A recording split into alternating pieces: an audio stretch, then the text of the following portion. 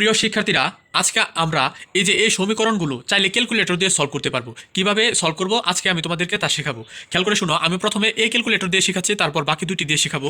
তোমরা যে কোনো ক্যালকুলেটর চাইলে এই সমীকরণগুলো ক্যালকুলেটর দিয়ে বার করতে পারবে। প্রথমে খেয়াল করে শুনো, এটি হচ্ছে 991 ms। এটার জন্য তোমরা কি করবে, প্রথমে এই যে এখানে মোড নামে একটি অপশন আছে, এখানে ক্লিক করবে। ক্লিক করার পর আবারও ক্লিক করবে আবারও ক্লিক করবে। এখানে দেখো ইকুয়েশন নামে একটি অপশন চলে এসেছে, এই ইকুয়েশনের মধ্যে তুমি ক্লিক করতে হবে। এই জন্য আমি প্রথমে একের মধ্যে ক্লিক করে নেব। একে ক্লিক করার পর এখানে দেখো 2 এবং 3 এসেছে।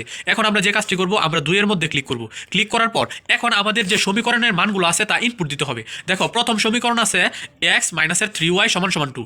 এখানে x এর সহগ কত, x এর সামনে যদি কোনো সংখ্যা না থাকে তাহলে সহগ ধরে নিতে হয় 1। তাহলে a এর সহগ হয়ে যাবে 1। এই 1রা আমরা কি করব, ইনপুট দেব। ইনপুট কিভাবে দিতে হয়, 1 লেখার পরে এখানে ইকুয়াল বাটনে ক্লিক করতে হবে, তাহলে ইনপুট দেওয়া হয়ে গেল।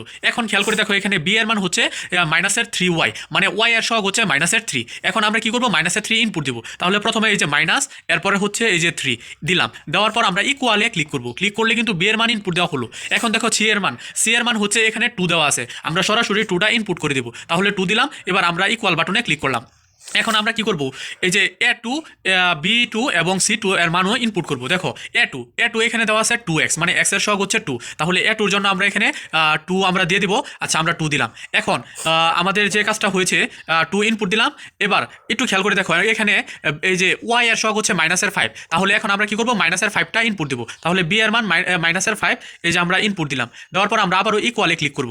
তাহলে এখন কিন্তু c2 এর মান হচ্ছে 8।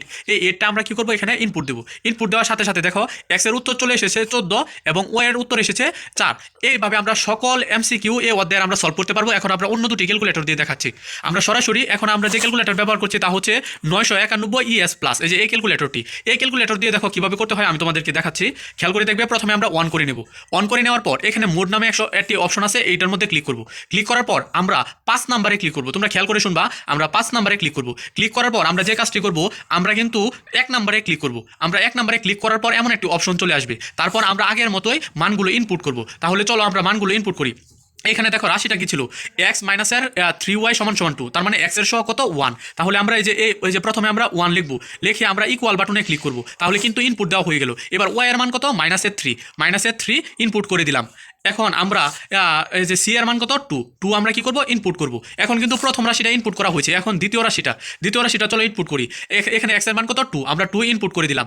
এখন y এর মান কত, -5, এটাও ইনপুট করে দিলাম। এবং c এর মান হচ্ছে 8, এটাও ইনপুট করলাম। এখন দেখো ক্লিক করার সাথে সাথে x এর উত্তর 14 এবং y এর উত্তর হচ্ছে 4 চলে এসেছে। ক্লিক কিন্তু এই যে এই অপশন, এই বাটনটির মধ্যে করবে।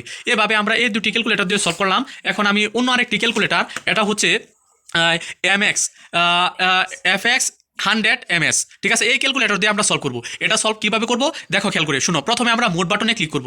ক্লিক করার পরে আবারও ক্লিক করব। ক্লিক করার পর আমরা এই যে ইকুয়েশন নামে একটি অপশন পেয়ে যাব। এই ইকুয়েশনে 1 এর মাধ্যমে ক্লিক করব। ক্লিক করার পর দেখো এখানে 2 এবং 3 অপশন চলে এসেছে, আমরা 2 নাম্বারটিতে ক্লিক করব। ক্লিক করে এখন আমরা এই মানগুলো ইনপুট দিব। দেখো এখানে a1, x এর মান কত, আমরা জানি 1, ইনপুট দিয়ে দিলাম। এবং y এর মানটা কত, এটা হচ্ছে -3, তাহলে আমরা কি করলাম, এই যে ইনপুট দিয়ে দিলাম। এবং c1 এর মান কত, 2, এটাও কি করলাম, ইনপুট দিয়ে দিলাম। এখন a2 হচ্ছে হলো 2x, এখানে x এর সহগ কত, 2, আমরা ইনপুট দিয়ে দিলাম। এখন দেখো এখানে হলো -5y, তাহলে -5yটাও আমরা ইনপুট দিই। এখন এখানে আছে 8টা আমরা কি করলাম, ইনপুট দিয়ে দিলাম। দেওয়ার সাথে সাথে দেখো উত্তর চলে এসেছে, x এর মান হচ্ছে 14 এবং এই যে এখানে আবার ক্লিক করবা, যে y এর মান কিন্তু 4 চলে এসেছে। ধন্যবাদ সবাইকে। এভাবে আমরা যে কোনো ক্যালকুলেটর দিয়ে অঙ্ক সলভ করতে পারি।